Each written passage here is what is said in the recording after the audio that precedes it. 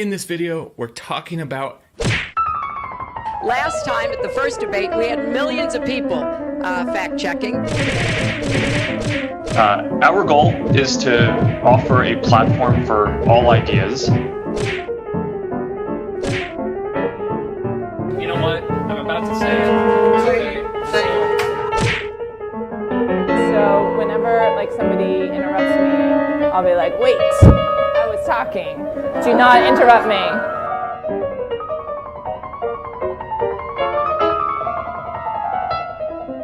I'd rather not say, but the answer is yes.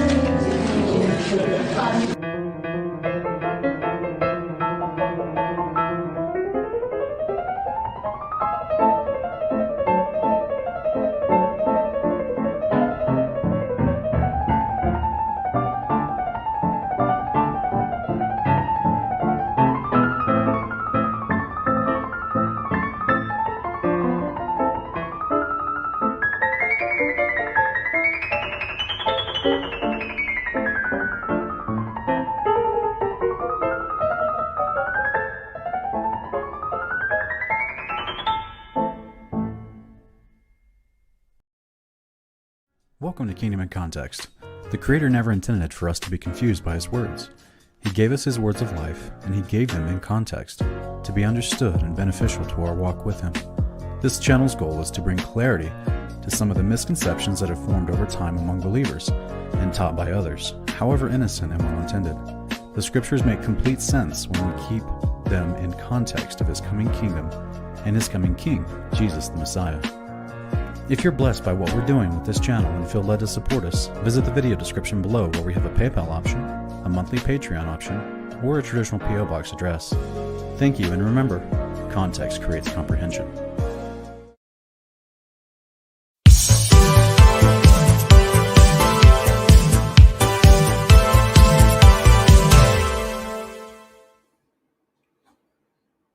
Welcome, fellow brave believers. This is Kingdom Cast, and I'm Sean, your host. Thank you for joining me. If you received this notification on our other main channel, Kingdom in Context, and it brought you over here, please subscribe. That way, you actually don't miss out on any new videos that we release or any announcements or notifications that pertain to interviews on this channel. So go ahead and hit the subscribe, hit the thumbs up if you like the content tonight, and share it on your socials. We really appreciate it. I hope everyone is having a wonderful night tonight. We're going to be talking about a really fun topic, continuing our series in investigating Babylon. This is part 7, and we're going to look at the king of Babylon, both past and future, technically present. We'll get into it. There's a lot to it. But I want to thank everyone that is here, everyone that's, I see these names time and time again, and I just really appreciate you guys for coming back and listening to what I have to say and discuss scripture with me.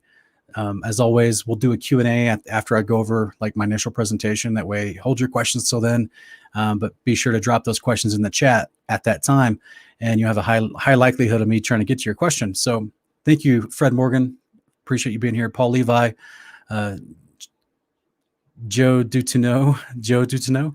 I think I said that right. Jace Forbes, welcome back, brother. Mary Slattery, Mike Gunder, Gilbert Miranda, Mr. Bear, Kathy, AC, Elias Stewart, welcome back. Aaron Berg, Sharon Myron, Grafted Apologetics, Susan Avery, Scott McVicker, welcome back. David Shear's back, welcome back. Esteban is back, the line within us, welcome, brother. Welcome back, everybody. I really appreciate all you guys being here. So tonight, we are jumping into part 7, guys. This is so much fun. We are making our way through this investigation into Babylon. Babylon is a huge topic, and it's all through scripture and all the component pieces we've been trying to tackle one by one through this series. So tonight we're going to be looking at the king of Babylon, and let's just jump right into it. All right. So for a quick refresher, if this is your first time to see us or this channel or even just this series, we've been exploring Babylon, and we're going to be going systematically past, present, and future. So tonight we're actually starting to morph out of the past, and we're going to be looking at some ideas that actually apply to both the present and the future, as well as the past. But we've been building a foundation of context from the scriptures, from historical evidence and record, from what other cultures believed and how they viewed the kingdom of Babylon, and how after the tower fell, those ways were pervasively still spreading out through the entire world. And so we've already laid down like 6 episodes on the past, and this tonight will be kind of a transition episode, if you will, as we step into present and future as well. So hopefully you'll enjoy it. This has been a lot of fun to research and put. I mean, I've researched this for like almost 7 years. Specifically this type of information for almost 7 years, but like hardcore as far as trying to make, the whole Bible, be a one coherent, fluid story and help people understand how it is if you keep everything in context, probably for a good 5 years. So it's been, but as far as like compiling, the slides and creating this and figuring out which information I'm putting in here, there's more than I can even put in here, guys. This thing would be like a 50-part series. I'm trying to, I'm trying to keep it concise. There's more than than I've been able to put in here. But with that said, hopefully it's been a fun ride for you guys, because it's been so much fun actually compiling this information and trying to make it presentable so that everyone would enjoy it. So we're looking at Babylon. Here's what historian he was actually a Pharisee in the 2nd century AD. He was a historian. His name is Flavius Josephus. And here's what he thought. Here's his perspective from his time period in the 2nd century AD and what he spoke of Babylon. Now the sons of Noah were 3, Shem, Japheth, and Ham, born 100 years before the deluge. These first of all descended from the mountains into the plains and fixed their habitation there, and persuaded others who were greatly afraid of the lower grounds on account of the flood, and so were very loath to come down from higher places to venture to follow their examples. Now the plain in which they first dwelt was called Shinar. God also commanded them to send colonies abroad for the thorough peopling of the earth, that they may not raise seditions amongst themselves, but might cultivate a great part of the earth and enjoy its fruits after a plentiful manner. But they were so ill instructed that they did not obey God, for which reason they fell into calamities and were made sensible by experience of what sin they had been guilty. For when they flourished with a numerous youth, God admonished them again to send out colonies. But they, imagining the prosperity they enjoyed was not derived from the favor of God, but supposing that their own power was the proper cause of the plentiful condition they were in, they did not obey him. Nay, they added to this their disobedience to the divine will, the suspicion that they were therefore ordered to send out separate colonies, that being divided asunder, they might more easily be oppressed. He goes on to say, now it was Nimrod who excited them to such an affront and contempt of God. He was the grandson of Ham, the son of Noah, a bold man and of great strength of hand. He persuaded them not to ascribe to it to God, as if it was through his means they were happy, but to believe that it was their own courage which procured that happiness. He also gradually changed the government into tyranny, seeing no other way of turning men from the fear of God, but to bring them into a constant dependence on his power. Guys, if that is not communism, I don't know what is. This is why all communist nations hate God. This is the birth of communism. We actually did a show on this like 2 months ago, so go check that out. This is literally the government of Babylon was communism, and this is where it started with Nimrod's idea of how to control the people. Nimrod also said he would be revenged on God if he should have a mind to drown the world again, for that he would build a tower too high for the waters to be able to reach, and that he would avenge himself on God for destroying their forefathers. That was Antiquity of the Jews, chapter 4, chapters 1 and 2. And then in chapter 3, he says, now the multitude were very ready to follow the determination of Nimrod, and to esteem it a piece of cowardice to submit to God. They built a tower, neither sparing any pains, nor being in any degree negligent about the work. And by reason of the multitude of hands employed it grew very high, sooner than anyone could expect. But the thickness of it was so great, and it was so strongly built, that thereby its great height seemed, upon the view, to be less than it really was. It was built of burnt brick, cemented together with mortar made of bitumen, that it might not be liable to admit water. When God saw that they acted so madly, he did not resolve to destroy them utterly, since they were not grown wiser by the destruction of the former sinners, but he caused a tumult among them by producing in them diverse languages. The rest of chapter 3 says, and causing that, through the multitude of those languages, they should not be able to understand one another. The place wherein they built the tower is now called Babylon, because of the confusion of that language, which they readily understood before. For the Hebrews mean by the word Babel, confusion. The Sibyl also makes mention of this tower and of the confusion of the language when she says this, When all men were of one language, some of them built a high tower, as if they would thereby ascend up to heaven. But the gods sent storms of wind and overthrew the tower, and gave everyone his peculiar language. And for this reason, it was that city was called Babylon. But as to the plan of Shinar in the country of Babylonia, H264 mentions it when he says, such of the priests as were saved took the sacred vessels of Jupiter in Ialius and came to Shinar of Babylonia. Now, and also in chapter 6, he goes on and he says, Canaan, the fourth son of Ham, he inhabited the country now called Judea, and called it from his own name Canaan. The children of these were these Sabus, who founded the Sabians, Evelus, who founded the Evelians, who were called the Gatuli, and Sabatis founded the Sabatins. They are now called by the Greeks the Astaborans. Sabactus settled the Sabactans, and Ragmus the Ragmians, and he had 2 sons, one of whom, Judadias, settled the Judeans, a nation of the western Ethiopians. And he left them his name, as did Sabas to the Sabians. But Nimrod, the son of Cush, stayed and tyrannized at Babylon, as we have already informed you. So this is this moment, guys, where the people had been told by Noah to spread out upon the earth. They've been told that they needed to go and they needed to repopulate this now, rebuild this regrowing earth right after the flood. It's a couple generations deep, and they decided I want to. They're going to stick around. But as you can see, by the time they get to the point of Nimrod's day, which was supposedly a couple hundred years after the flood was over, there was already people groups that had spread out to some degree. So the initial thought was that we would spread out, but then here comes Nimrod saying we need to bind each other together. This is the first formation of a one world government. And he is teaching them in this idea that they should all work together, they would be stronger with unity, and they need to hate God. This is what he's teaching them as a part of his rhetoric to get these people to actually work together and accomplish this goal.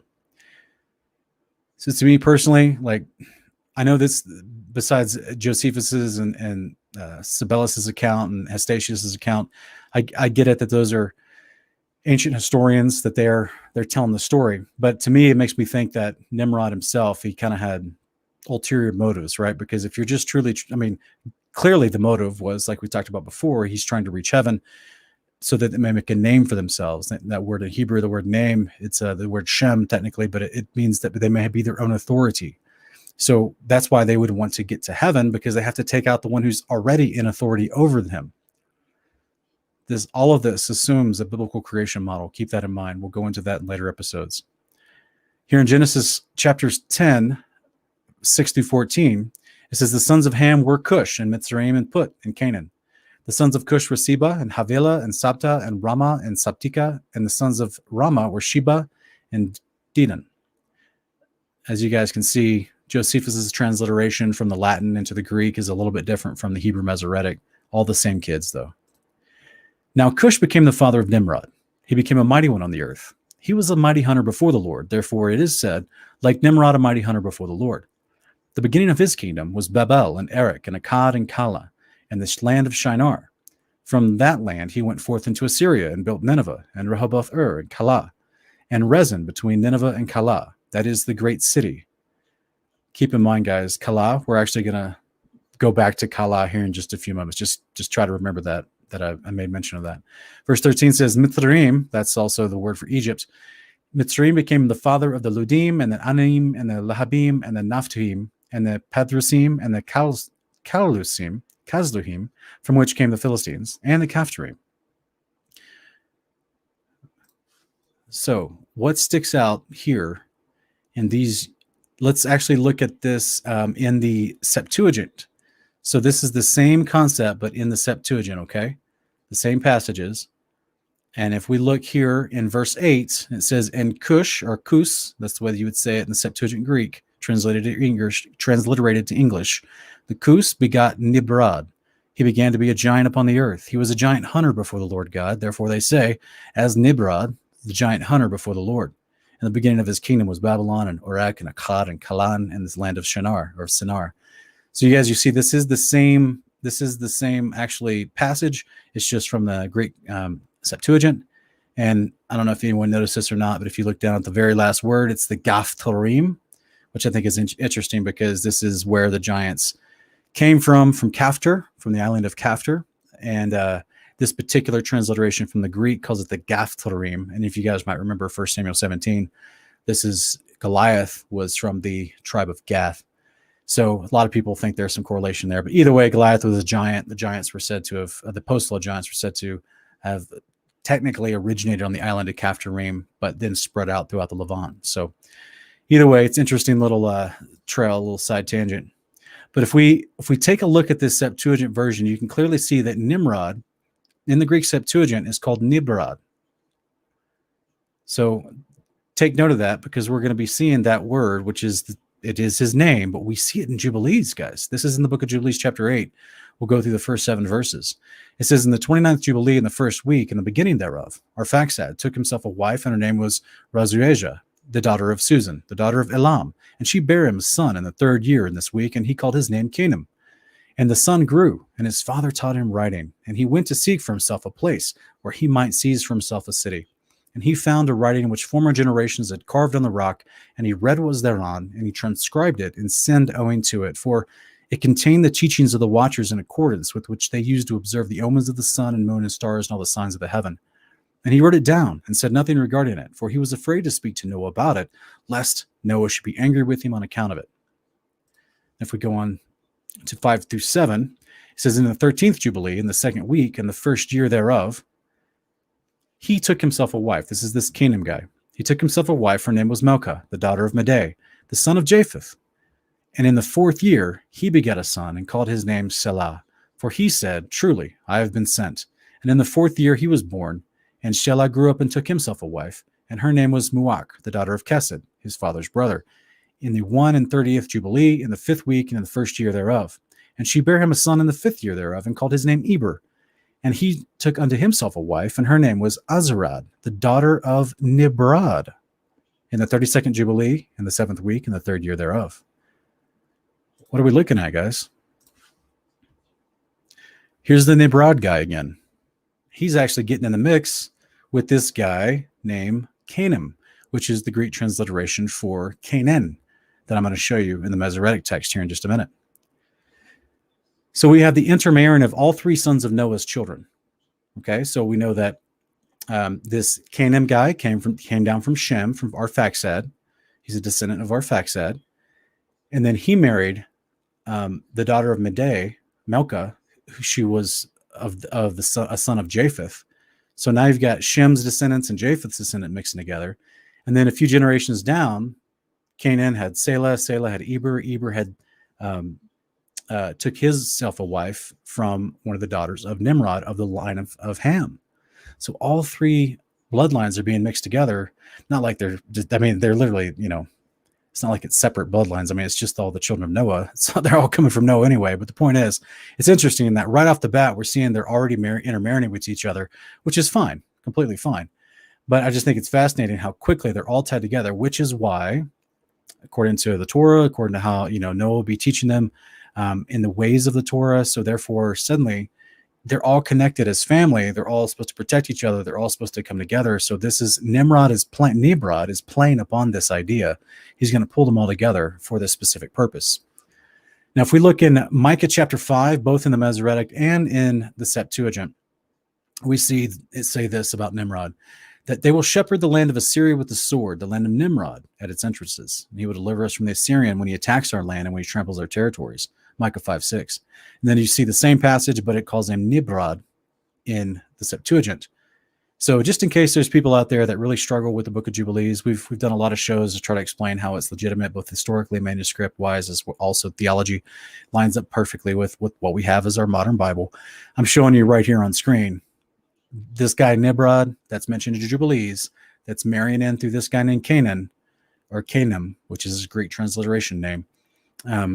It's the same word Nibrod is used in the Greek transliteration from the Septuagint. Okay, so let's just keep going. We're building here, guys. So we see that this Arphaxad took for himself a wife, had a kid named Canaan. So Canaan, there's more to him, right? He had a kid named Selah, and then Eber. So I'm going through the progression here. We see this same progression in Genesis 10:24. And it says, and Arphaxad begot Canaan, and Canaan begot Selah, and Selah begot Eber. And this is in the Septuagint. I apologize, I didn't put it on screen. In fact, I will do that now because I don't want people to get confused. So if you go to your Masoretic text and you look up Genesis 10:24, you may struggle. You may not see this. You have to go to the Septuagint, and it'll show you that Arphaxad begot Canaan. That's the Canaan guy we saw in the Greek transliteration of Jubilees, because that's what Jubilees was translated from. And then Canaan begot Selah, and Selah begot Eber, right? Same guys, same progression. Arphaxad, Canaan, Selah, Eber. So we see in Genesis 10:24, which was the son of Sirach, which was the son of Ragu, which was the son of Phelek, which was the son of Heber, the son of Selah, the son of Canaan, the son of Arphaxad, the son of Shem, the son of Noah, was the son of Lamech. So this is another quick account here from another translation. And now let's go to, I apologize, guys. I made a quick oversight. 1 second. Let's fix this. Gotta love it when you're doing this live, right? Let's fix this. Okay.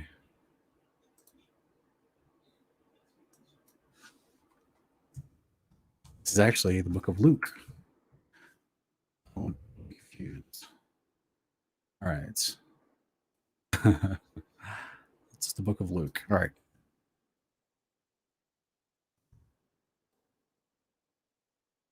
Okay, back on screen. Let's try this again. All right. So if we compare the Septuagint in Genesis 10:24 with Luke chapter 3, 35 through 36, we see the same progression of Arphaxad to Canaan to Eber, or to Selah to Eber. Okay, it's the same progression of children. And this is why that New Testament was translated from the Greek, of course. The Masoretic, as it had lots of changes, basically. The Septuagint version of the Old Testament is much, much older. And it also, there's several different Septuagints. We use both here at Kingdom of Context. We review, like you're seeing me do right now, I review the Masoretic and the Septuagint, because we do not have the original Septuagint, unfortunately. In the 1st century AD, there were several commissioned to make separate Septuagints of the Greek. So there's a couple different translations out there. But as you can see, this is the same progression of people that are interacting in the days of the giants resurfacing and reemerging. They found the teachings of the Watchers, specifically relating to the omens of sun, moon, and stars.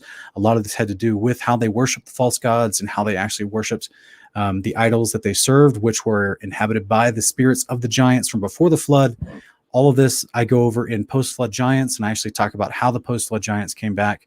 So go check that episode out. It's part 3 of this series if you're interested. As we keep going, though, because we're digging into this post-flood world.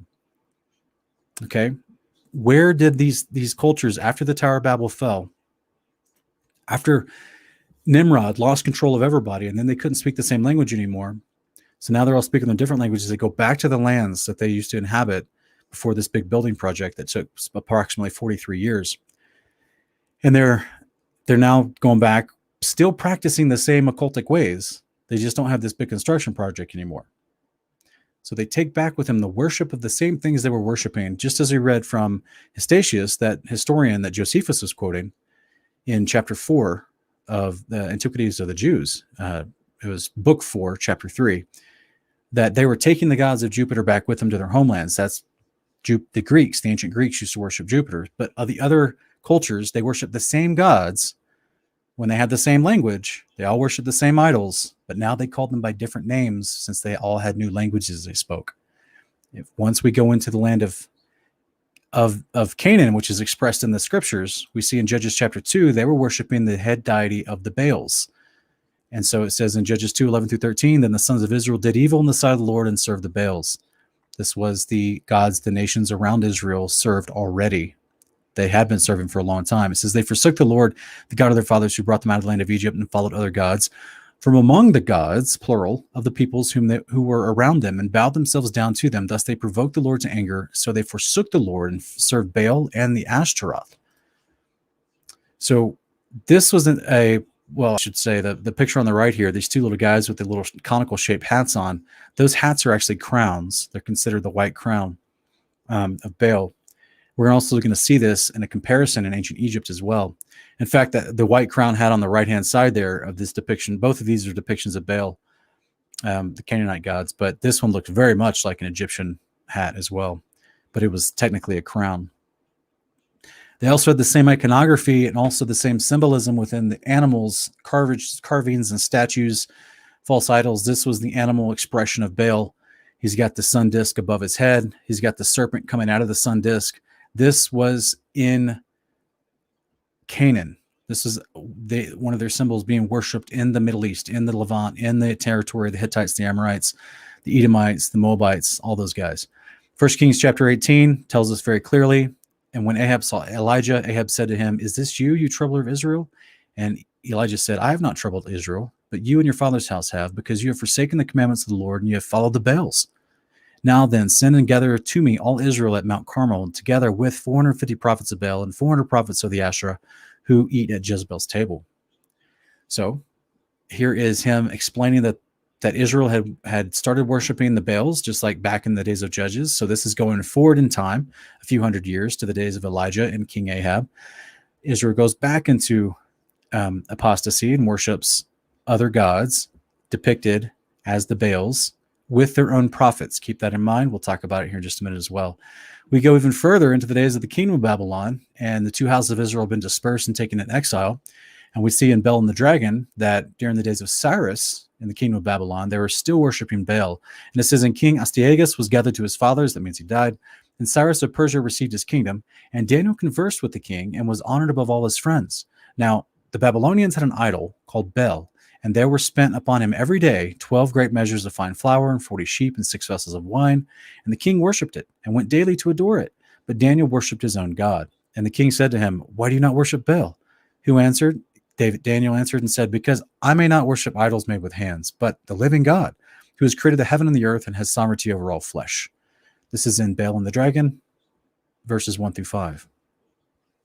So we're looking at the land of Canaan. What were they doing? They were worshiping the Baals. Okay, let's look at that. What does that look like? Numbers 25, 1 through 3. When Israel remained at Shittim, the people began to play the harlot with the daughters of Moab. They invited the people to sacrifice of their gods, and the people ate and bowed down to their gods. So Israel joined themselves to Baal of Peor, and the Lord was angry against Israel. So guys, this is a situation where it's using this terminology of playing the harlot as in spiritual idolatry, but the practices of serving Baal and worshiping Baal and bowing down to him and eating with them at these ceremonies included physical harlotry as well. So this is a double use of this word. This is why the Father calls it this, because their practice to go worship another god meant that you did all these practices while you're doing it at their shrines and temples. So this was a big deal. So we see the same thing being repeated in Jeremiah 4:3. "Your eyes have seen what the Lord has done in the case of Baal Peor. For all the men who followed Baal Peor, the Lord your God has destroyed them from among you." This is the rest of the story of Numbers 25, when the Simeonites come back with the daughters of Moab, and there's a Phinehas and the Levites have to do judgment quickly because a plague breaks out. Psalm 106:28 says, "They joined themselves also to Baal of Peor and ate sacrifices made to the dead." This is just part of the rituals that went down, and why it would say they joined themselves. This is an incantation. This is a representation, an idolatrous, molten representation of Baal. He's a bull god that has multiple concepts embedded in him. He also has a human form, but there's also the cow and the bull as well, as we've seen. And it says in Jeremiah 19:5, and have built the high places of Baal to burn their sons in the fire as burnt offerings to Baal, a thing which I never commanded or spoke of, nor did ever enter my mind. So this is the prophet Jeremiah speaking from Yahweh, reprimanding the children of Israel, how they went to worship the Baals, and explaining one of the practices that was done while you worshiped Baal. Many people will say, "Well, Sean, isn't that a picture of Molech you're showing me?" Yes, it's the same God. He used to be represented as a big bull, like an Apis bull, and then over time it became more represented like an owl. It's the same God. And if you guys notice, there is some unique things we'll talk about in later episodes. I'll put this in full size so everyone can see it. You've got the all-seeing eye. You've got the six-sided star of Remphan. You got the chi or the kai of life coming out the palms. That takes us to ancient India practices as well with the Shiva. with the eye coming out of the palm. Yeah. Lots going on here, guys, because it's all connected. These are the same gods that they were worshiping before they had multiple languages. They're worshiping the same idolatrous gods at the Tower of Babel before they were dispersed. So this is why we shouldn't be surprised to see all these similarities among the cultures. Yes, each culture has a artistic difference in how they create the molten image, right? You know how artists get. They get bored with the same thing. They don't want to make the same thing every time, but they put the same symbols, the same core ideas, and then artistically make it different. You see this same core ideas as we've been showing you for the last 6 episodes in this series, all throughout these countries, all throughout the dispersed peoples from the Tower of Babel who still continued practicing the occult, except they just couldn't communicate with each other anymore. So then their own artistic versions of practicing this stuff flourished within their own lands and their own languages.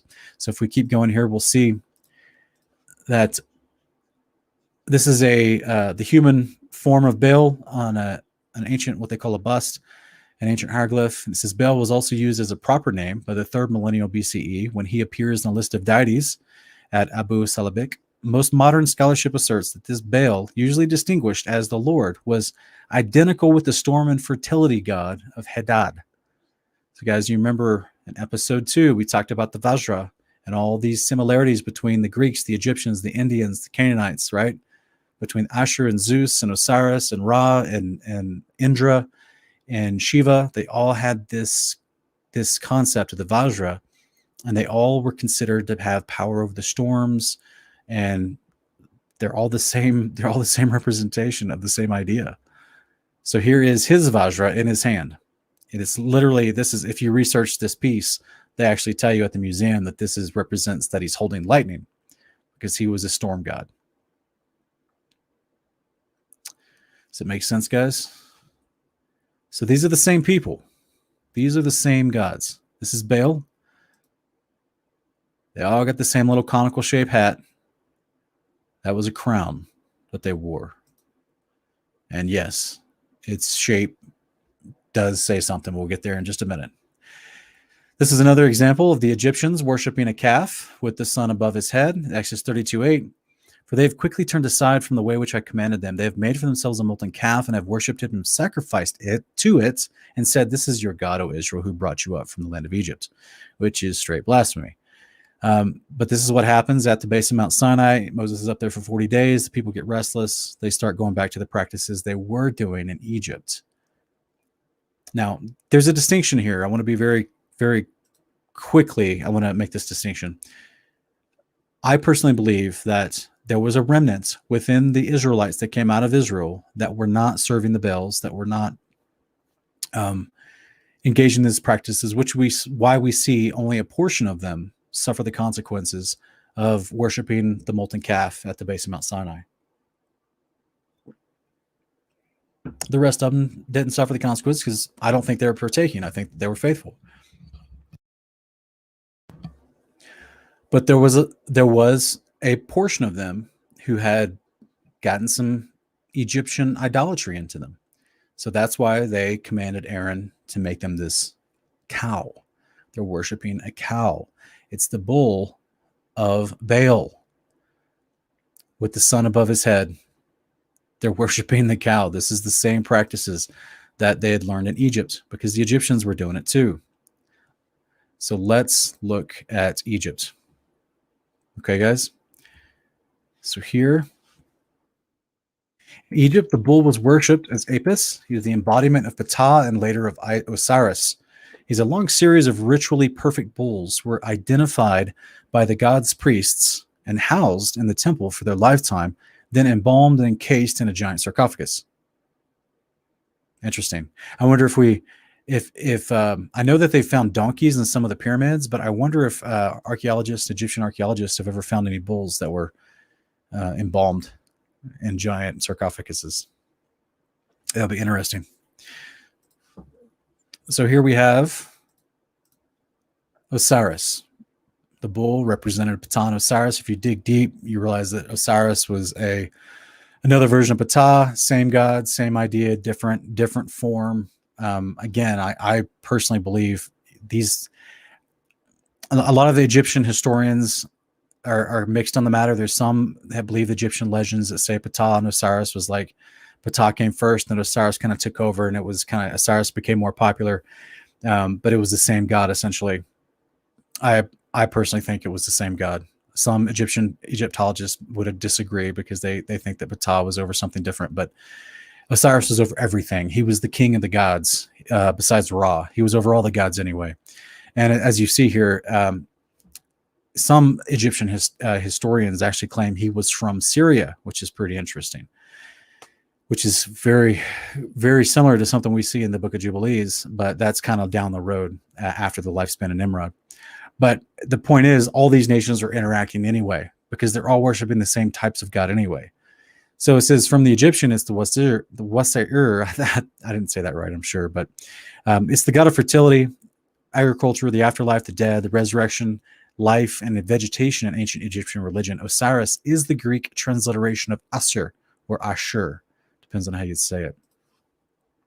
Asur was the head of the Assyrian pantheon of gods. This guy right here, look, guys. Do you see this this carving, this what they call a relief? We got all these Sumerian and Babylonians with the wings on their backs, and they're standing over this tree of life, and they're pointing up towards this thing above the tree of life that's hovering in the air. You guys remember we talked about that in episode 4 of this series about the ancient flying machines? Yeah, they're pointing to Ashur. He's sitting in the middle of this ancient flying machines. The same guy that's represented as the Baal, as Osiris. And as we're even looking at his Greek counterpart as well. And, by the way, he was the patron god over the city of Nimrud. Was that fitting enough? They didn't even try hard to hide that. Like he's living in a city called Nimrud. He's the patron god over he's the father god over the city of Nimrud. How interesting, huh? So Osiris in Egypt, in the 26th dynasty and later, their group of class of literature. So this is just Egyptian literature and what they thought about Osiris, guys. As you see, we're mixing in scripture with actual historical documentation about these cultures and what they believed. So it's from the text of the Papyrus of Ani in place 2 and also multiple other places, talks about the underworld, which brings up Osiris, the god of the resurrection, represented by such works as the Book of Respirations, Lamentations of Isis and Nephthys, and the festival songs of Isis and Nephthys, the litanies of Seeker, and the like. These were hymns and prayers of which are addressed to Osiris, rather as the god of the dead and the type of resurrection than as the successor of the great cosmic god, Timun Ra. He is called the soul that lives again. Osiris is called the soul that lives again, the being who becomes a child again, the firstborn son of unformed matter, the Lord of multiple aspects of forms, and the Lord of time and bestower of years, the Lord of life for all eternity. Now, this is obviously their praise and one of their songs to him. This is what they thought about him. We don't believe that. We know there's only one Father Almighty and his son, Yeshua of Nazareth. So the point is, this is what they believed about him. So did you guys know that Osiris was a transliterated Latin Greek transliteration of the word Ashur? It truly comes from Greece originally. So again, I'm trying to show you how it's all connected. So let's go look at Greece. Apollon. This is a unique character. He was one of the Olympian gods of music, prophecy, oracles, healing, and the aversion of harm. He was also the god, protector of youths, and the patron god of poets. Apollon, sometimes called Apollo, depends on the modern transliteration, or also Apollyon in the Latin, was one of the most popular gods in ancient Greece with innumerable shrines and sanctuaries. The most important of these was the great oracle at Delphi, or Delphi, as many people recognize Delphi, which not only prophesied the future, but also made rulings on matters of religion. Keep in mind those things. We'll go back to some of that ideas as we tie it all together.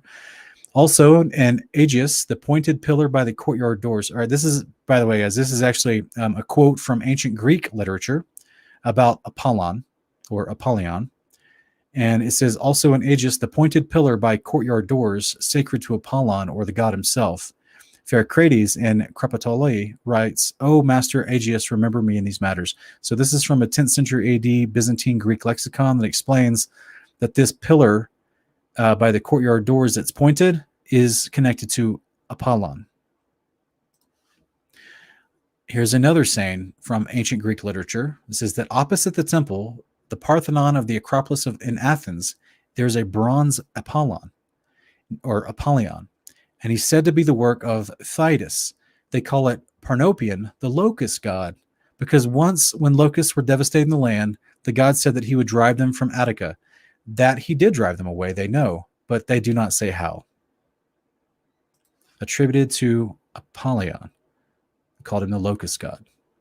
As you go down from the marketplace at Megara, you see on the right side of the street called Straight a sanctuary of Apollo, Prostatarios, which means protecting.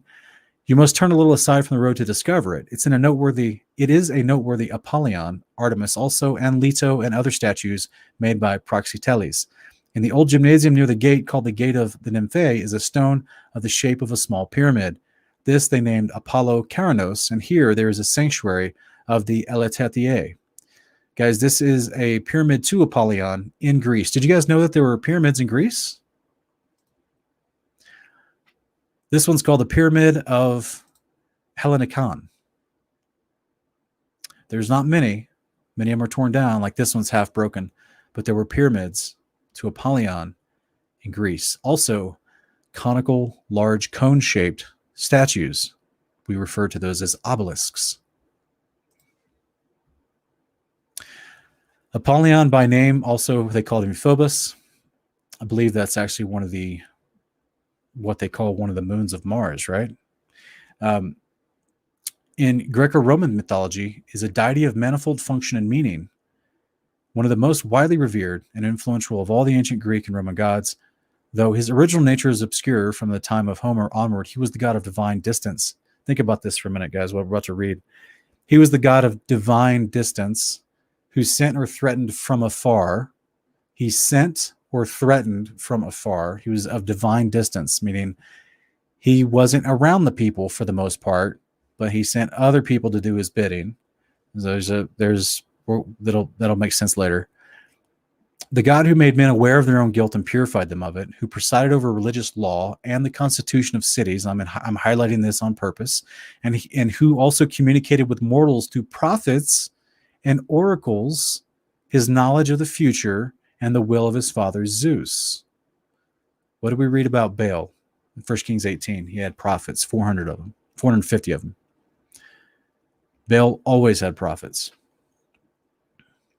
just like the cult of Osiris did, just like the cult of Apollyon did.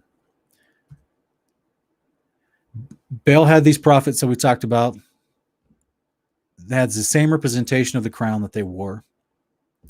He's the storm god, just like all these other guys, just like Apollyon was, who also had his own flying machine, just like Ashur, just like Apollyon, just like Osiris and Ra. The Greeks spoke of Apollon as the father of the centaurs. Here's where it gets kind of spicy. The Greeks, they spoke of Apollyon as the father of the centaur. And in fact, they even say he adopted this specific centaur that they named him Chiron. And in Greek mythology, Chiron was kind of a unique, integral character because he actually trained people like Achilles, Hercules, I want to say Ajax, but some of the greater warriors, he actually taught them wisdom and knowledge and trained them in battle. But he's half man, half horse. There's even ancient depictions of him, just like you see on screen here, but instead he's walking with Achilles, trying to teach him how to shoot a bow. So this guy was fathered by Apollyon. As it says in the Greek legends, Apollyon was the father of all the centaurs. Half man, half horse. This is what they call a frieze. It's actually a carving that was transported from the temple of Apollo at Bessay, and it's now on display in the British Museum in London. This is showing centaurs battling with humans. And of course, it's Greek, so they're all naked. This is what we showed a few weeks ago. And I think it was part 5 where we talked, part 5, we talked about the flying machines of the ancient cultures. So Apollon, same guy, was a god who also flew in a chariot with horses, and he's similar to ancient India's god Surya, who also flew in a chariot with horses. Oh, by the way, guys, look what Surya's got on. She's got a conical shaped hat. She's got all-seeing eye in her hand, or that's actually a him, but it's a him. But yeah, I know what it looks like. So you have these, like I said, these same artistic type of depictions with these gods. They're just different cultures represent them differently according to what's more comfortable, right? Because the Greeks all look like the guy on the left. All the people in India look like the guy on the right. So who are you going to make the god look like? Whomever they're, they would receive better because they're more comfortable looking at someone that looks like them. So now let's go and let's look at the beast and the false prophet of Revelation. Okay. We're going to take some of this knowledge that we've learned, that we've compiled in the past few episodes and in this episode, and let's go actually look, who is the beast of Revelation? Revelation 17, 8 through 13. The beast that you saw was and is not. That means during the days of John, when he's receiving this revelation, the beast is not, but he used to be. And it says, is about to come up out of the abyss and go to destruction. And those who dwell on the earth, whose name has not been written in the book of life from the foundation of the world, will wonder when they see the beast, that he was, is not, and will come. It's a transition of three things. He was, he used to exist, he doesn't now, he's going to again. This is what's described as the beast of Revelation. Verse 9 says, here's the mind which has wisdom. The 7 heads are 7 mountains on which the woman sits, and they are 7 kings. 5 has fallen, 1 is, that means he's currently alive, the other has yet to come, and when he comes, he must remain a little while. The beast which was and is not is also himself an 8th, and is one of the 7, and he goes to destruction. So what is this telling us, guys? The beast which was and is not, that's, he used to be, but now he's not during the days of John. He's not alive. And he is himself also an 8th, and is one of the 7. And he goes to destruction. How can you be one of the 7 that are already, like he already said, 5 have already came? What's he been saying twice now about this beast? He used to be here. He does not now. He's not now. So as he goes down the list of the 7, he's like, 5 have already came and gone. We're currently with the 6th, and then the 7th will come and remain for a little while. But then there's the 8th. And the 8th one, he's of the 7, but he'll be the 8th. What does that mean, guys? He's formerly, he was, he's coming again. He's not now. He was of the 7, but he's going to be the 8th. So out of these 8 rulers, 2 of those 8 rulers will be the same guy. Because he was, he's not now when John's hearing this, but he will be again in the future.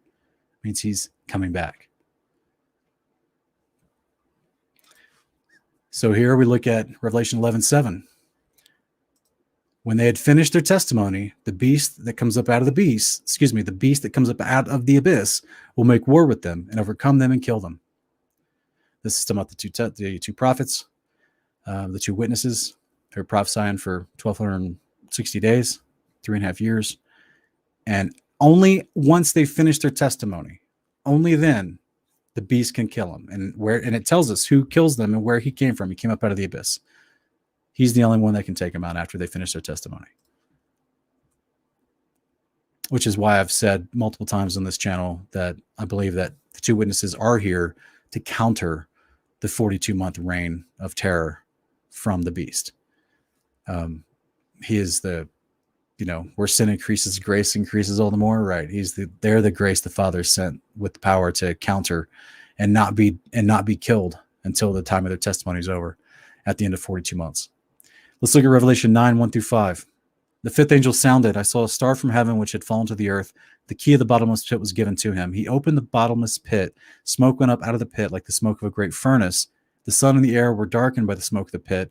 Then out of the smoke came locusts upon the earth. Power was given to them, as the scorpions of the earth have power. They were told not to hurt the grass of the earth, nor any green thing, nor any tree, but only the men who did not have the seal of God on their foreheads.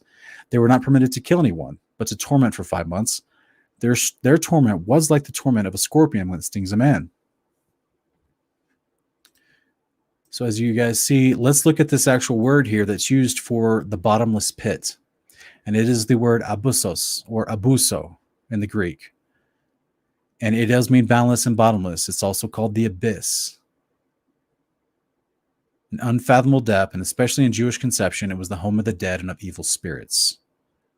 This is Strong's Concordance, the definition of the pit in Revelation 9:1. Calls it the abyss. Where did the beast come from in Revelation 11:7? Out of the abyss. Where did he come from in Revelation 17:8? The beast whom you saw who came up out of the abyss. Is the beast here? No. Has anything come up out of the abyss and tormented mankind for 5 months with these locust things? No. He only gets 42 months when he shows up, guys. Let's keep going real quick. This is the word, the abysso, or the abyss, as translated in Revelation 9:2. It is the word that many English translations use as the pit. So now let's look in Revelation 9:7-11 and finish the passage. And in those days, many will seek death and will not find it. They will long to die, and death flees from them. The appearance of the locusts. So now it's describing all these locusts that came up out of the pit with this other person. It says, they're like horses prepared for battle, and on their heads appeared to be crowns like gold, and their faces were like the faces of men. They had hair like the hair of women, and their teeth were like the teeth of lions. They had breastplates like breastplates of iron, and the sound of their wings was like the sound of chariots of many horses rushing to battle. So they have wings, they have breastplates of iron, they have hair like women, teeth like a lion, face like a man. They're crowned with gold. They're like a horse prepared for battle, but they're referred to as locusts. Guys, you guys remember we talked about last week in episode 6, we discussed all the chimeras that were in the ancient world, many of them which had half man, half scorpion. So this is what it says in verse 10. They had tails like scorpions and stings, and in their tails there's the power to hurt men for 5 months. What did we just talk about tonight? This Apollyon character was the father over all the centaurs. Verse 11, it says, they have a king over them, the angel of the abyss. His name in Hebrew is Abaddon. And in the Greek, he has the name Apollyon. Guys, it literally is telling you who the Antichrist is. And if we understood history, Revelation 17, verse 10 and 11 makes more sense. That he's of the 7 who are already here, of these specific rulers that are being mentioned, 8 in total. 5 have already came. The 6th is right now. The 7th will remain for a short time when he does show up in the future. And then the 8th comes. And this 8th one, he's of the 7. But he's coming back as the final one, the 8th one. So, and then it names him Apollyon. It tells you who it is. You don't have to be confused. You don't have to guess. You don't have to think it's every next president that happens in the United States, or Marcion in France, or so the UN General Secretary. You don't have to go through all that guesswork, guys. The Bible literally tells you who these people are. Revelation explains itself. We just have to keep it in context.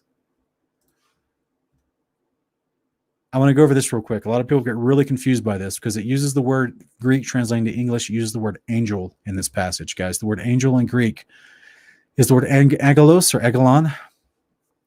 Guys, it's a word that can be used both for men and for angels. Yes, it's generally a messenger. That's what its literal word means. And it's generally ascribed to convey someone that comes from God, right, from above the firmament, an actual angel. But there's multiple places in the New Testament where this word agelos is used as a messenger or a delegate for humans, right, that are not angelic beings. So this thing comes up out of the pit, and it goes to do destruction, as Revelation 11:17, 8-11, and as we see all in Revelation 9, 1-11. It goes to do destruction. So this thing comes up out of the pit. It's called an angel. It is a messenger. Remember, what did we talk about earlier? We talked about Apollyon, Apollo, the same guy, just like it tells us in Revelation 9:11. Apollyon is the one who was a threatening from afar. He was a distant messenger, and he had prophets communicate his oracles and messages to people. It's exactly who we see being worshipped in the scriptures as Baal.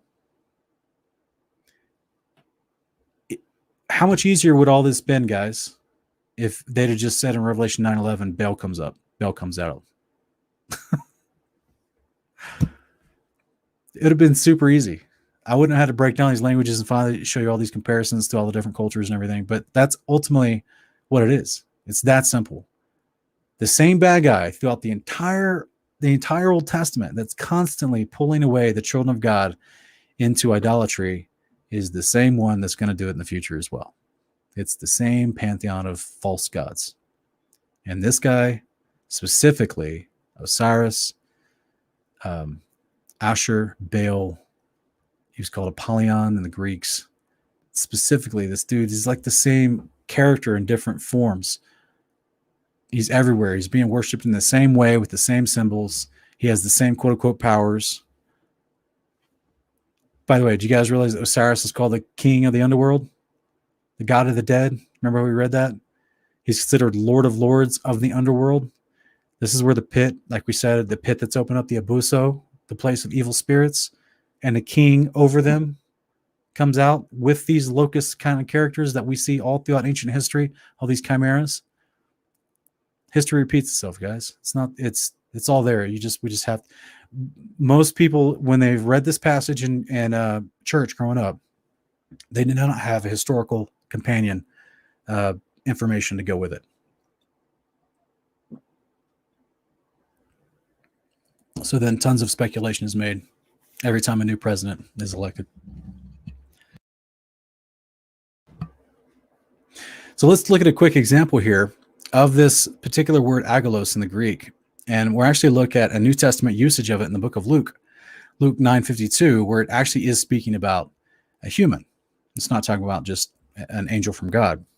And it says, he, Yeshua, sent messengers, that's the word agolos used in the Greek there, on ahead of him, and they went and entered a village of the Samaritans to make arrangements for him.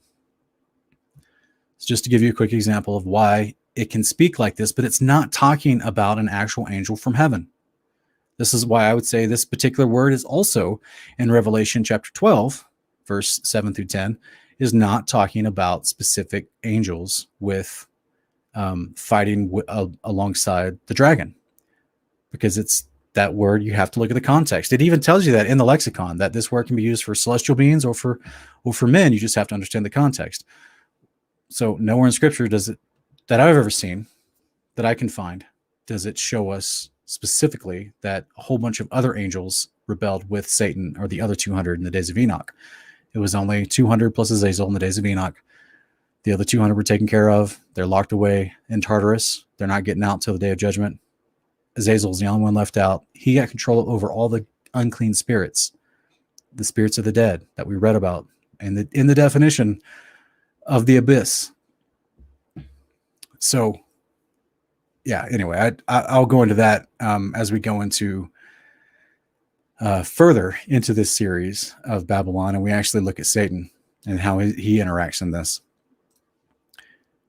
Revelation 17, 8 through 13, the rest of it, it says, and then 10 horns which you saw are 10 kings, which have not received a kingdom, but they receive authority as kings with the beast for 1 hour. They have one purpose, and they give their power and authority to the beast. They give their power and their purpose to this specific guy. Why? They know him. They know him. What does it say? Look up here above in verse 8, at the end of verse 8. The world will wonder when they see the beast that he was and is not and will come. They will wonder. The people will wonder when they see him.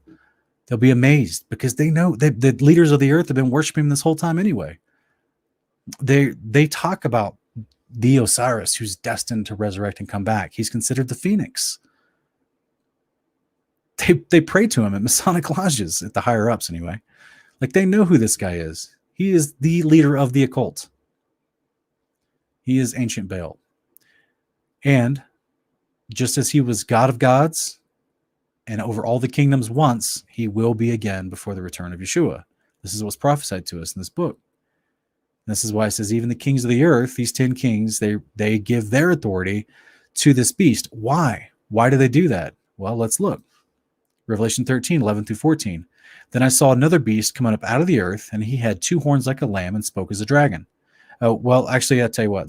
Before I go to the why, I wanted to hit this real quick just to give you further well-rounded idea of what we're going to be looking at. This is actually the false prophet description in Revelation 13, 11 through 14. And he had 2 horns like a lamb, and he spoke as a dragon. He exercises all the authority of the first beast in his presence. So this guy is in less authority to the actual beast that came up out of the abyss. He makes the earth and those who dwell in it worship the first beast, whose fatal wound was healed. Guys, what does a prophet do for his God? He points people to his God. Just like the prophets of Baal were trying to point people to Baal, this is the false prophet in Revelation pointing people to the first beast. He makes the earth and those who dwell in it worship the first beast whose fatal wound was healed. He performs great signs, so that he even makes fire come down out of heaven in the presence of the men of the earth. He deceives those who dwell on the earth because of the signs which it was given to him to perform in the presence of the beast, telling those who would dwell on the earth to make an image to the beast who had the wound of the sword and has come to life. And I put this on screen in red here to just point out, guys, he performs great signs so that even makes fire come down out of heaven to the earth in the presence of men. What do you guys remember? One second. Do you guys remember in the story of Mount Carmel with Elijah and the prophets of Baal, like we just referenced, 1 King 18? How did that story end? What was the wager that was happening in that story? Elijah bet the prophets of Baal, we'll set up an altar, and the first god, your God or my God, whoever's God first lights this altar and the sacrifice wins. Elijah says, you can go first. And they try all day to the point of pleading, crying, cutting themselves. And all the while, Elijah's over there just waiting. Then he tells them enough, pushes them out of the way. He steps up there, prays to the true God of heaven. Fire comes down, lights the altar sacrifice. I skipped a couple details, but you get the point. So the false prophet who represents this beast, Apollyon, who comes up out of the pit, what is he allowed to do? He's actually allowed to perform great signs so that he even makes fire come down out of heaven to the earth in the presence of men.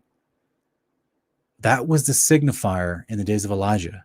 The Father is trying to tell you right here, do not be fooled. This guy will do what Elijah did.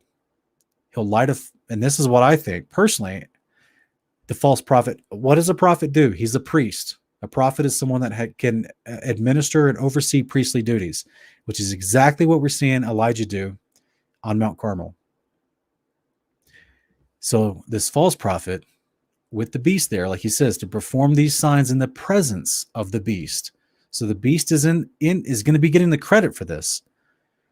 Somehow they're going to, I personally, it could be a directed energy weapon. They're going to have fire come down from the sky to light an altar. This is my understanding of this, which fits with the prophet narrative, which fits with the worship narrative of who this guy was, which fits with the idea of a sacrifice and where this reference would even make any sense to someone that knows the scriptures.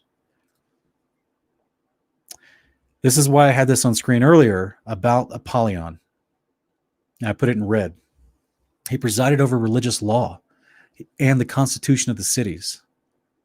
Why? Because the king of Babylon created the first world government, straight communism, anti-God, pro-idolatry. And this is the same concept that we see throughout all these gods, specifically Apollyon too. And it says, and he communicated with mortals through prophets and oracles, his knowledge of the future and the will of his father Zeus. Oh, he's got a father. Who gives the beast authority in the book of Revelation? Revelation 13, 4-6. They worship the dragon because he gave his authority to the beast. Why did the 10 kings in Revelation 17:13 give all their authority of their kingdoms to the beast? Because the dragon gave his authority to the beast. They worship the dragon. They worship the dragon because he gave his authority to the beast, and they worship the beast. They're one and the same, guys. It's Jupiter, it's Zeus is the dragon, and Apollo is the son of Jupiter, the son of Zeus. It's the same duo, if you will. It's the dragon and the first beast with their little false prophet minion. And by the way, he calls the false prophet a beast because as he comes up out of the earth, I have my own suspicions that it's actually Anubis, but it's hard to prove. So I'll just leave it at that. It's my suspicion. And this is actually the person why is referred to as Hades, or death in Revelation 6 and Hades in Revelation 20. But this would be why destruction and Hades are riding out in Revelation 6. This is my speculation. It's really hard to prove from the text, so I didn't really want to include it in here. But just to tell you that all this stuff kind of matters, because Hades, Anubis, he used to be the god of the underworld until Osiris took over that position, according to the ancient Egyptians. But if you see here on screen this picture of Osiris from ancient Egypt, he's got, this picture of Baal from ancient Canaan. He's got the conical hat, the symbol of the crown. He's got this, the serpent literally on the center of his crown, because the beast is the one who gives him authority. That's where he gets it from. He says, and they're going to worship the beast, saying, who is like the beast? Who's able to wage war with him? There was given to him a mouth speaking arrogant words and blasphemies, and an authority to act for 42 months was given to him. He opened his mouth in blasphemies against God, to blaspheme his name and his tabernacle, that is, those who dwell in heaven. So there's a hierarchical progression here. Just like you see in ancient Egypt, you would see Ra, Osiris, and Anubis. So these are all the same crew. It's the same bad guys this whole time, guys. It's the same crew. All deception. There's a serpent on his hat. And that's essentially all I had for this particular presentation. Just trying to walk you through. We're going to continue to go through Revelation as we unpack more of this in this series, and start to look at Satan as well. But for right now, hopefully that's a strong foundation of 7 different parts where you can look at the history of these component pieces that we see being played out before our eyes in the book of Revelation. And then as we get into the actual effects and moving pieces of the book of Revelation, we're going to talk about in our future episodes. But immediately, as of next week, we'll start digging into more of the present day Babylon and all the different ways that it's in our face all over the place. I didn't mean to rhyme, but that's just the way it goes. You guys, if you have any questions, please put them in all capitalization, put them in the chat, and I'll be glad to answer them for you. Hopefully the information was clear and coherent. There's just a lot to try to surmise, to create summary with, and so that it's bite-sized, without going into a whole bunch of ancient information and sourcing. So I was trying to put it on there as quick as possible for you. Hopefully it was something that you were able to learn from. All right, guys, if you have any questions, put them in all capitalization so I can see them quickly and easily. Hopefully this was thought-provoking.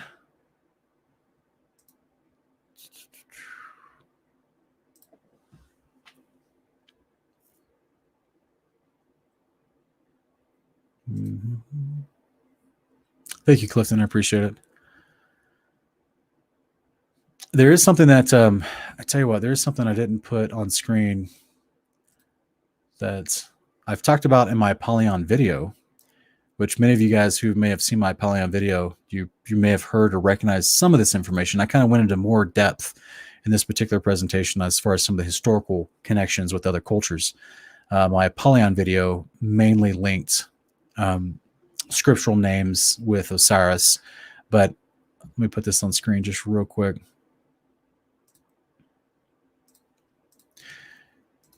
This is a unique concept that's directly related to Osiris. It's considered his backbone. It was supposedly it was what allowed him. It's called the Djed. I've shown this before. We actually went over this in our Vajra episode, talking about how it's similar design within the actual Vajra weapons of power.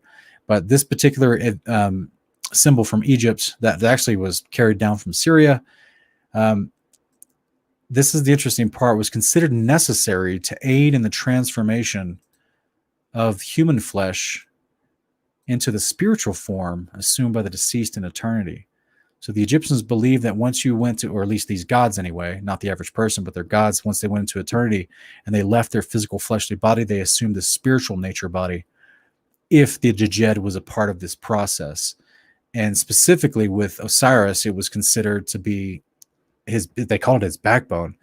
What they would do is supposedly they would place this symbol underneath their sarcophagus or sometimes in their tombs.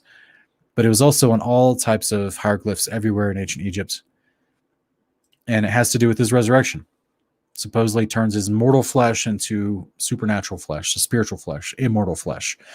So the reason I say that is people would say, well, Sean, why in the world is in Revelation 9:1 does this angel come and open up the abyss? And then how can anything be alive and still be in there? It's because there's still your soul is still alive. And this black magic they were practicing back then, literally being instructed by Satan himself. Yes, guys, Satan was running around the earth, still runs around the earth, seeking whom he may devour. He's a real character with real information, able to have a real conversation with people, lead people astray if he wants to. And back in the days of this Nimrod character, he used him as the king of Babylon, the same patron god that everybody worshipped.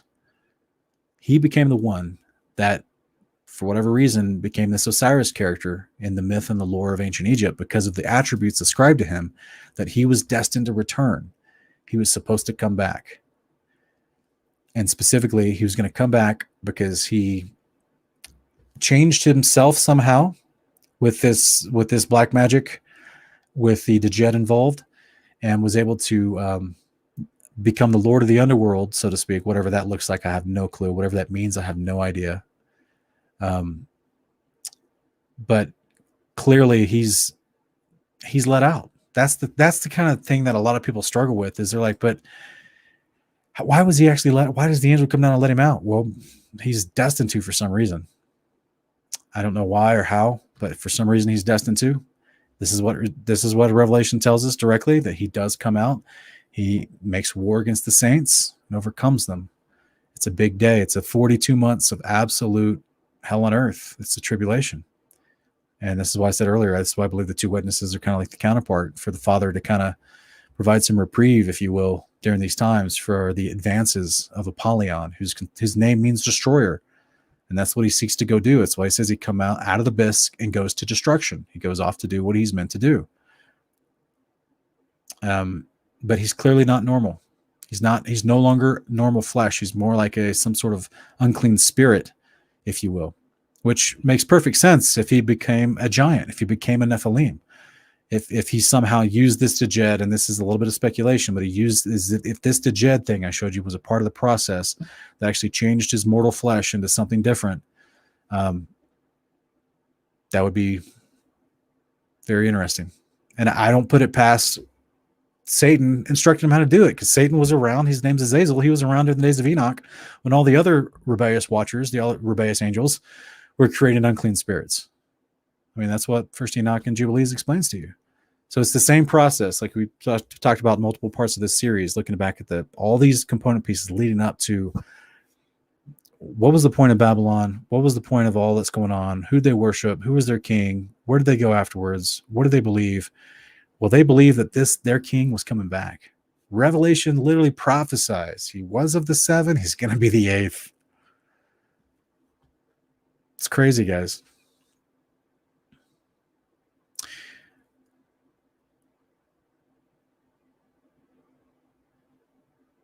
Aaron Berg is asking about Matthew 24:15. This is a very common question about where's the holy place. Personally, I think that they're going to be a fake holy place because they're going to rebuild a temple. Again, like I showed you tonight, Apollyon was over religious ceremonies and laws. You had a false prophet. They're going to be. There's a strong, long-standing history of Zoroastrianism and what's called it's called Zionism, basically. They're waiting for not Yeshua to come back. They're waiting for their own version of Messiah to come back. And I think they're going to fall right into the trap of being deceived, because they're literally worshiping. I mean, that's why they still use the Star of Remphan.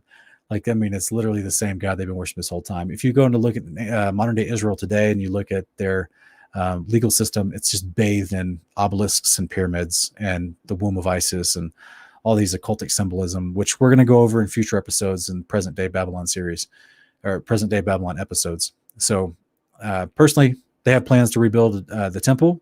I think they're going to do it.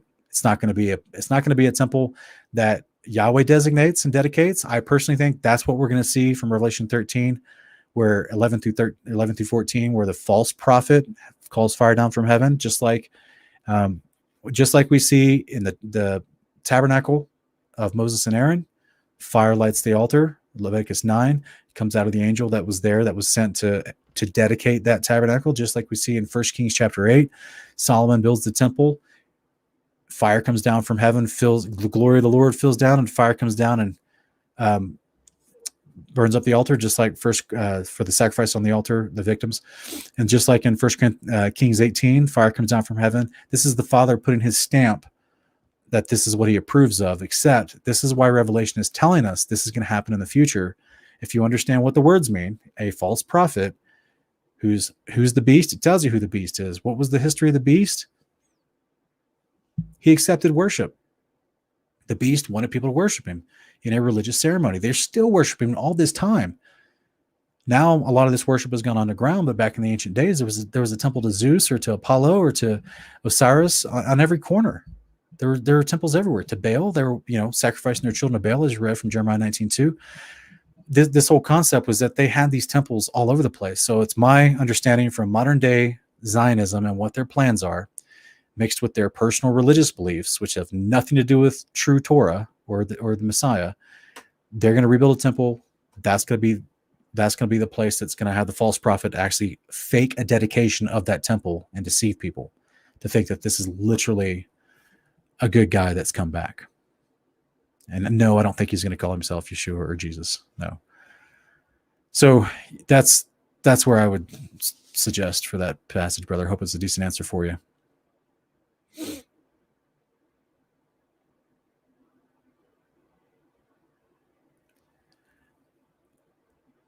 Gerald, I really appreciate the offer, brother. I just don't, my only problem is right now, I don't have the time. I'm playing catch up every week.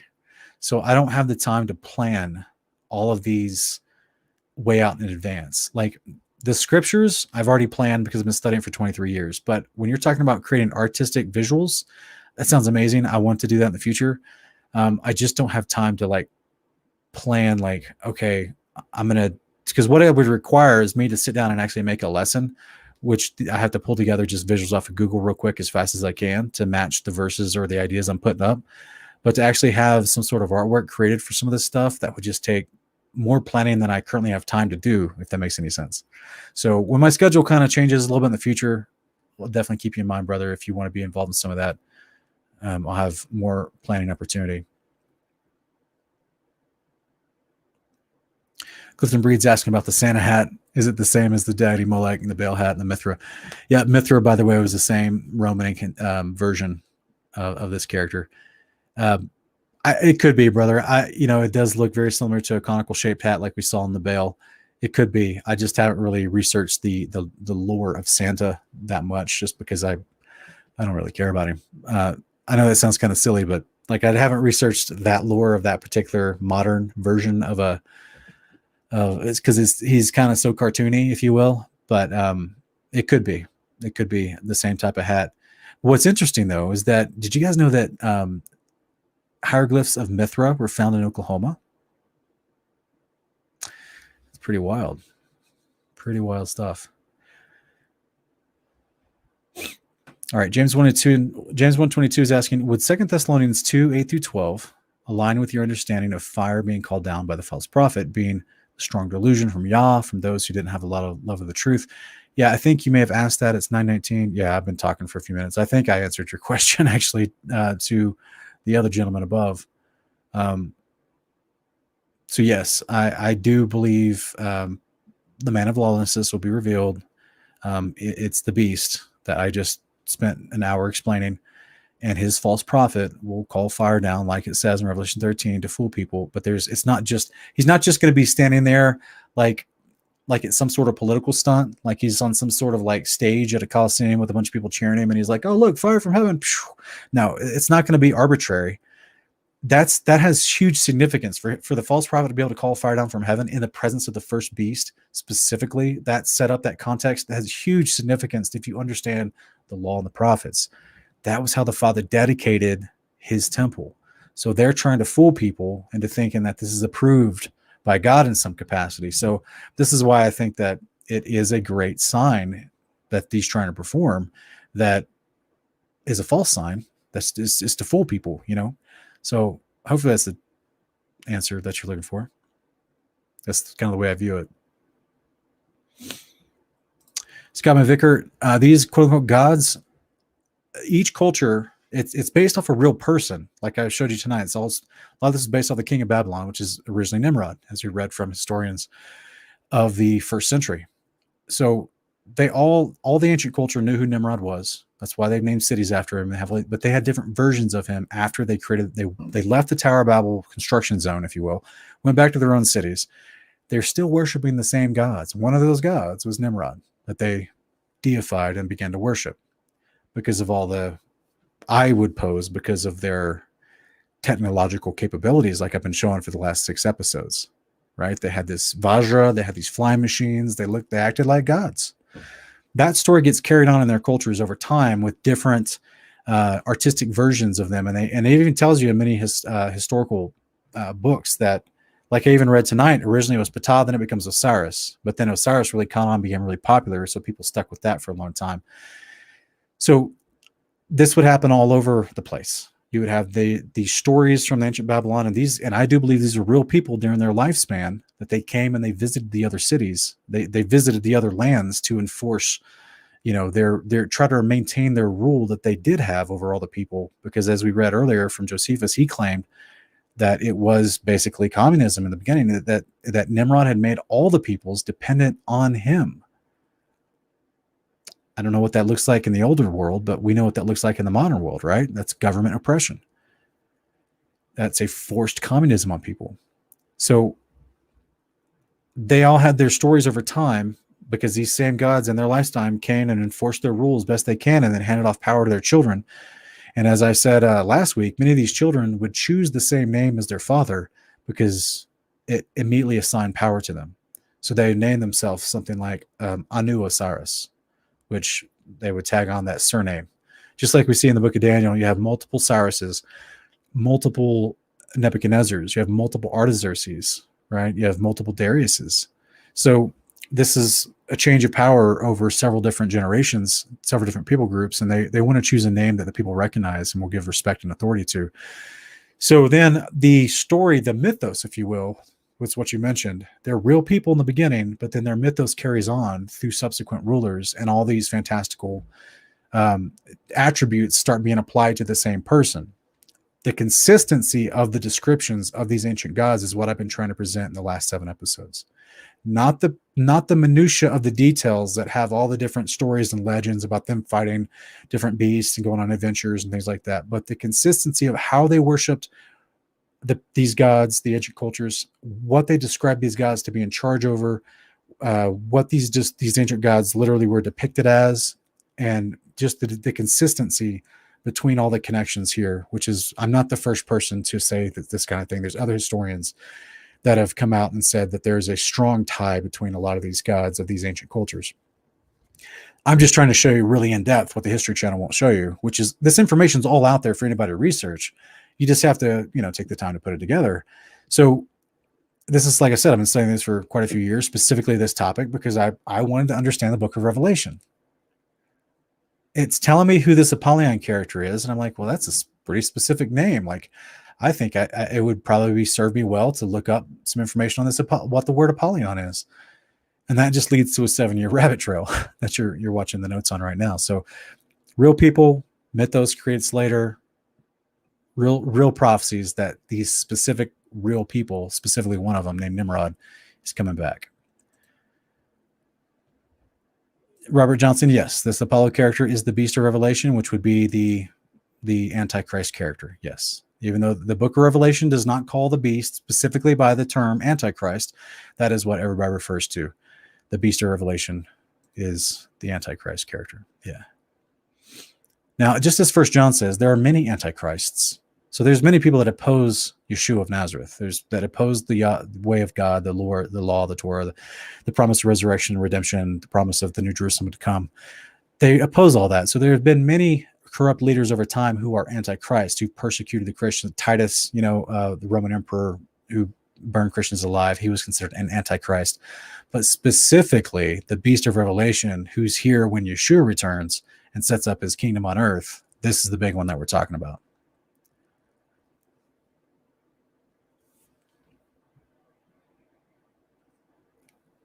Word of my flesh, no, brother. I don't think so, because I don't know if you just got here, or your question is, so what's your thoughts on the tribe of Dan? Is there any chance the Antichrist comes from Dan? I don't know if you just got here, brother or sister.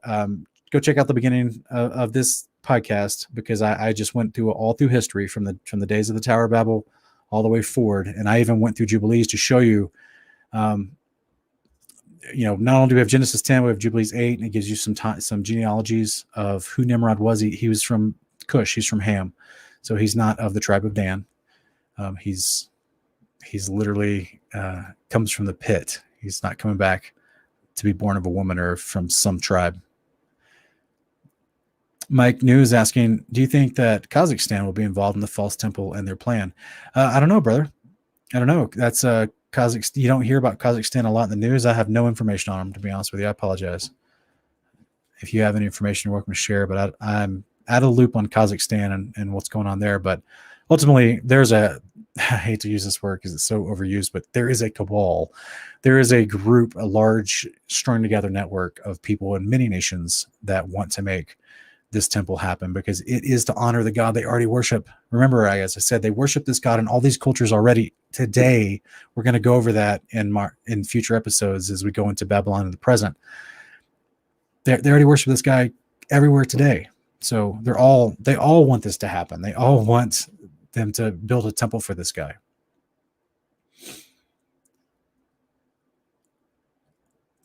He was from Aaron Berg is asking about Hiram Abiff, follower of Baal.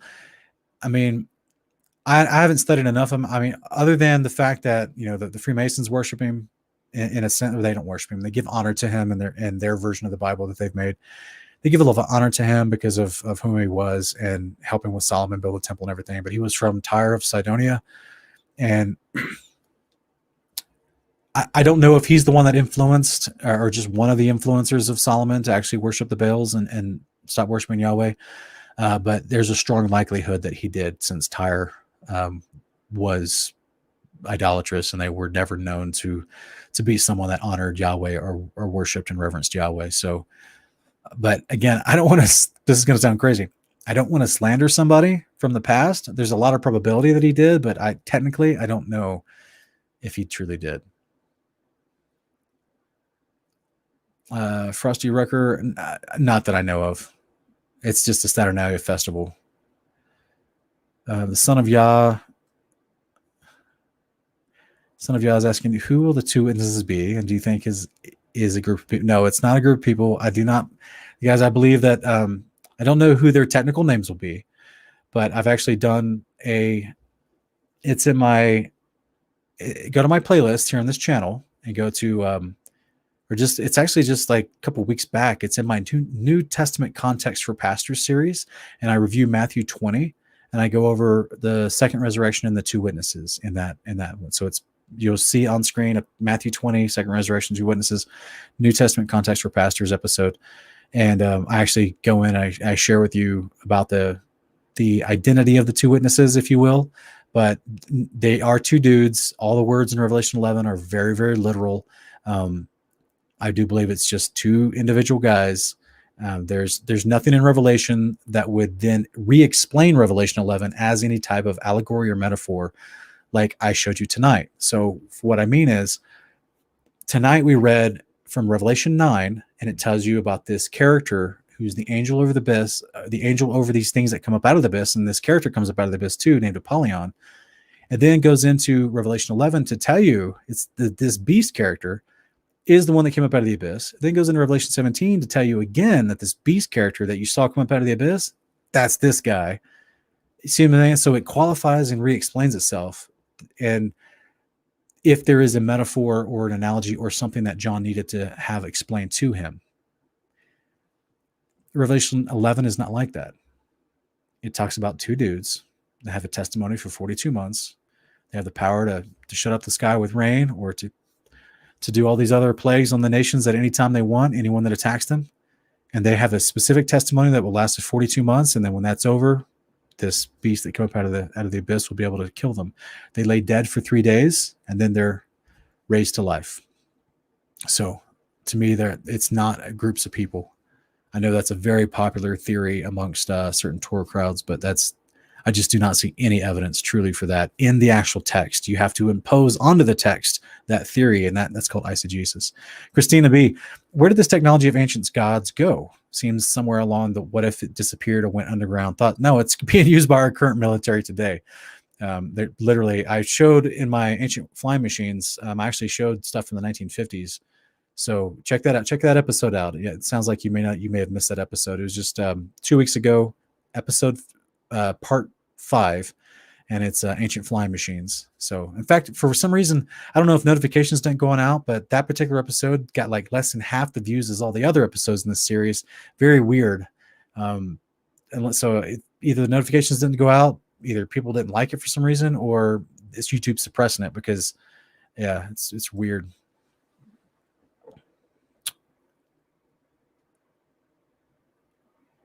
Clifford Williams, my slides, I put them on Patreon when people ask or request them. So that's usually how I put them up. So I've been doing it in the past as a little benefit to all the patrons because it takes me a long time to make them.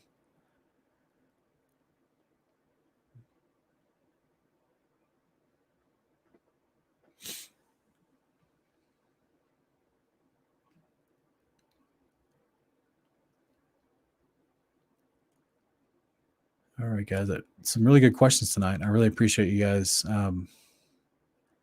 It sounds like, I missed one. It sounds like you guys really were listening, which is always encouraging. Sometimes I do these and like, as soon as I'm done, I get a bunch of questions unrelated to what I was talking about. So I'm at least thankfully that you guys are interested in what I was talking about tonight. All right. Cat Dog is asking, have you heard anything about the Antichrist star December 21st, plus the Rabbi Shoshani and Kaduri saying that the Antichrist will be revealed this following Sabbath? Does AC need revealed before rapture? Nope. I apologize, brother. I haven't heard anything about any of that. I have not. All I know, guys, is that the Antichrist, when he's actually revealed according to the descriptions in Revelation 9, you're going to see the two witnesses also. So keep that in mind. And when the actual Apollyon returns, the guy that's called the Destroyer, who comes out of the abyss and goes to destruction, there's a great abyss that's opened up, right? And smoke comes out of the abyss. So whenever that happens, you will not miss this, guys. You will not miss this. The world will be changed. He comes out and goes to destruction to make war against the nations. It's not going to be some that you will not miss when Apollyon shows up. I promise you. Hey guys, real quick, I want to tell everybody about something. We are actually doing a fundraiser right now for a family that's in need. There's some people that we know that actually the wife has come down with cancer, and so let me put this on the screen for you guys to check out. If for those of you that are on Facebook, we're putting out a call for help basically for this family because they're actually being denied further services they're being denied further services by insurance, and then they're trying to do some natural healing methods, and insurance is not trying to pay for that either. So if you guys are willing, would you please go to this page here? It's in my posts. I'm actually going to drop the link again in my community tab on YouTube, but if you are on Facebook, or even if you're not, please take the moment to go to this. In fact, let me see if I can share this. Nope, I can't share it like that. Maybe I can get the link. Nope. All right. Well, I'm going to try to share the direct URL link. I'll put it in the chat right now. You guys can go there. And if God puts it on your heart to actually help us meet this goal for this mother, there's 2 beautiful children, her husband, and she has cervical cancer. The father has already produced a miracle in her to stop the internal bleeding. That's usually how cervical cancer gets its victims. The father's already miraculously, and I mean, the family was telling me the story. It's pretty miraculous that he already stopped her from this other treatment and stopped the bleeding on its own, which is amazing, which is unheard of apparently in this type of cancer. And now she just she's going to try to find natural remedy methods. and it's just none of it's going to be taken care of by the insurance. So we're trying to help her out. If you guys have a chance, please go check that out and go support her if it's on your heart, if you're able to. So really, really, really appreciate that. They're in need right now. Okay, the link's in the description. It's on my Facebook page as well, and I'm gonna drop the link. Actually, let me drop it in the community tab on my channel. So I'll drop that there right now, so that you guys can go check that out. Oh, I didn't do it very well.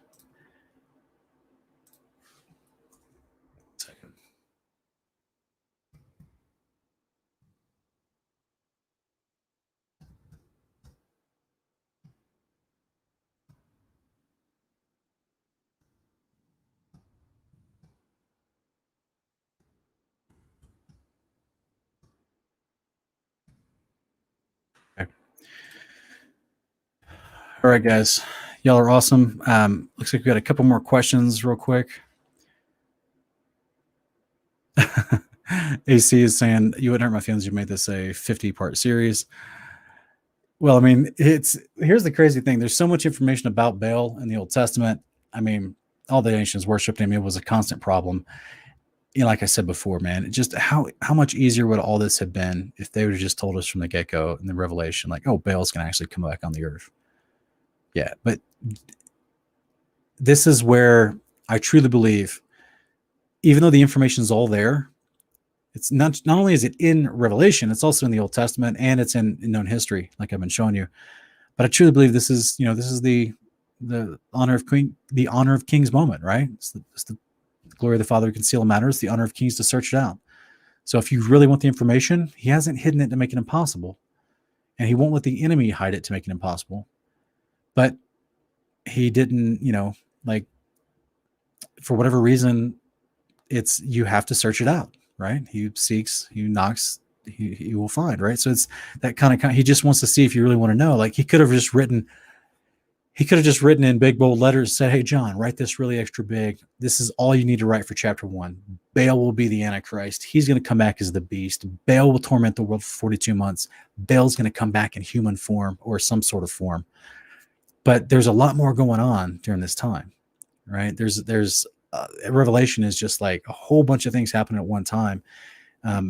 This is why we've done, an entire series on the Day of the Lord, because of all the component pieces that Ken and I did on Parable of Vineyard a couple years ago called the Road to Rescue. We have a couple on Kingdom in Context, the playlist Road to Rescue. We still have a couple episodes left over there, but we've also talked about it in Kingdom portions all the time. We talk about the events of the Day of the Lord. I talk about it in a lot of my broadcasts, a lot of my podcasts.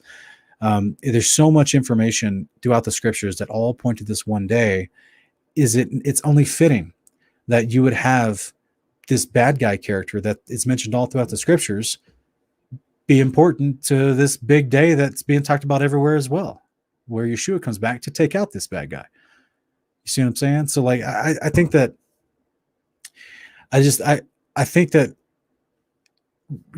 religion, I hate to say it like that because it sounds so generic, but religion has truly made this complicated, and it doesn't have to be. We just have to keep things in context. Look up the definition of words like you saw me doing tonight. I'm walking you through the process that I go through when I'm studying these things. Hopefully it's super clear as you see me walk through this process. This is why we put up on our channel, 10 ways to find context when reading scripture. This is the process that I use all the time, and it just makes everything easy. You're just starting from a very humble position. You're not imposing your own theories, speculations, or anything. You're just, what's the words? How are these words used in the context? What's the rest of the chapter say? Who's the audience being spoken to? What does other books say about the same context as well? Like, what's going on? Just basic ways of finding context. And then suddenly the Bible's not that difficult. Suddenly you start to realize, oh, that's why they kept mentioning this Baal character all throughout the Old Testament. He's a huge player at the end of this. Some of us may see him on TV. Oh, it's crazy, right? May see this dude. Some of us, who knows? Some of us may be beheaded by him. Probably not him personally, probably his minions. But the point is, like, I just think it's crazy, right? It's just crazy because it's the same antagonist of Israel back in the day, and here we are, scattered Israel. We're going to have to deal with him again. So thankfully, we have a mighty king, Yeshua of Nazareth, who's going to come back and take care of this dude once and for all.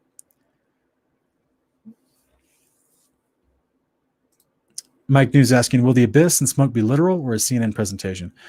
No, I think it's the abyss is literal. Like I said, that's why he comes from there. He's a literal person that comes from there, that the kings of the earth give their authority to, and that Yeshua literally kills in Revelation 19. The abyss is the abode of the dead. It's the pit. It's mentioned in Jubilees 2:2 when it's first formed on day 1. It's talked about in Enoch chapter 22.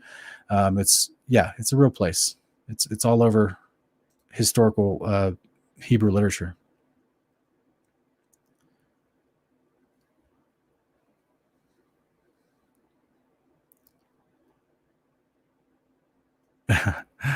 Mike, you're saying, why is context important to understand scripture? I thought it was all literal and indiscriminate by authoritarian figures. Yeah, that's the way it's told to us, right? They're like, oh, what? Don't look over here at the context. Just let us take it out of context and tell you all this nonsense. That's what we've seen a lot growing up. You know what I mean? So you just got to weed through that so that we can, Lord willing, be able to share this in a coherent manner with people around us. So think about what I shared tonight, guys. If someone that came on that, say they didn't have faith or they're kind of on the fence or whatever, and they're still they just don't know anything, like what I just shared tonight, do you think that would have been coherent for them to understand and go step by step? Like, this is ancient history, who they said this guy was. This is what the Hebrews in ancient history say this guy was, both in ancient history and also in the days of the book of Revelation, which is our ancient history, but to them was the modern day. So all throughout the span of time, same character, same descriptions, multiple countries, same prophecy of what this guy is about and what he's supposed to be doing in the future. And then who's going to kill him? It's Yeshua of Nazareth. It's the Son of God manifested in the flesh, the one that the Father sent. That guy's destined to take him out. Do you think no wonder they want to hide Enoch? When Yeshua, the Son of God, is everywhere over Enoch, who reigns over the earth and makes the kings of the earth bow down before him. In Enoch chapter 52, Azazel and his hosts, which would include the beast and the false prophet, are brought before the Son of Man. As Enoch 54, and then they're punished and then thrown in the lake of fire. And Azazel's chained up. Like, of course, there's this. I'm going on a tangent. I'm sorry.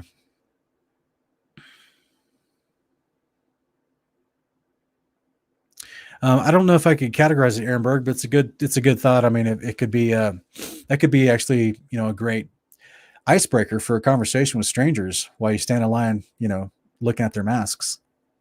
Hey guys, did you realize what the top 5 practices of Baal of the ancient world was? Well, number 1 was child sacrifice.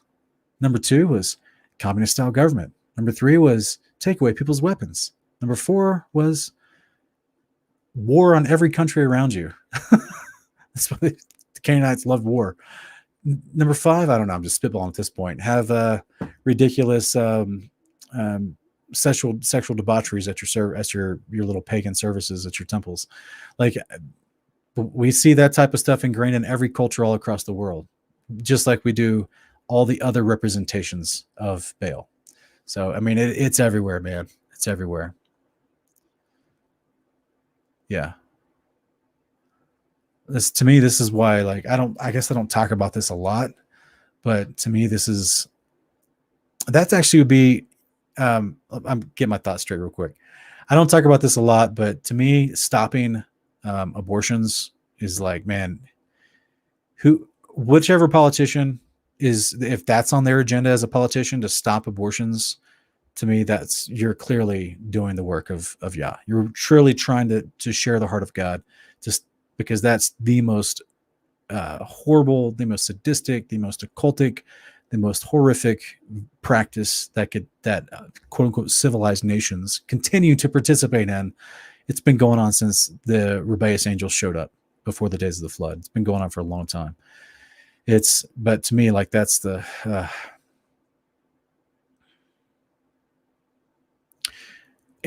yeah, Aaron, you could get your top 5 Baal worship practices. You could get that like on a t-shirt, and then that would be a great conversation starter when you're at Walmart or something, man. You're at Target. That'd be hilarious. Yeah, that's right. Don't forget asterisk number 5 for the modern day. Cover your face and shut up. definitely didn't have freedom of expression or the First Amendment in these ancient cultures. It was all communistic, authoritarian rule from a king, top down. Which is why you see these crazy conversations happening, like with Daniel going and supplicating to the king. Oh, king, with respect, I have to say this and that. He didn't know if he was going to get killed. The next thing that came out of his mouth.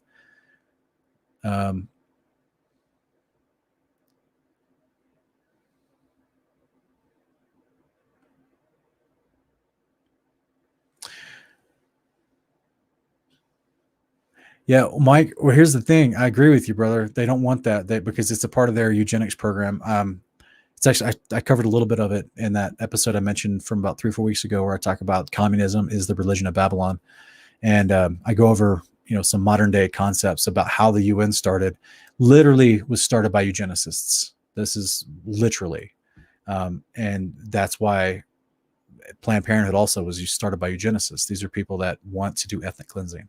These are horribly racist, occultic people.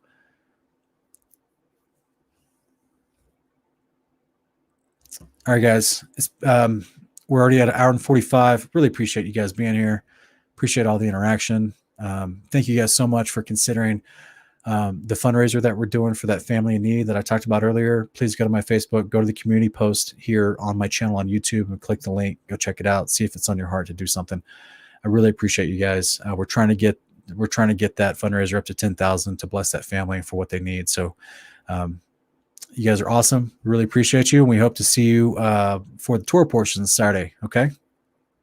We'll see you soon.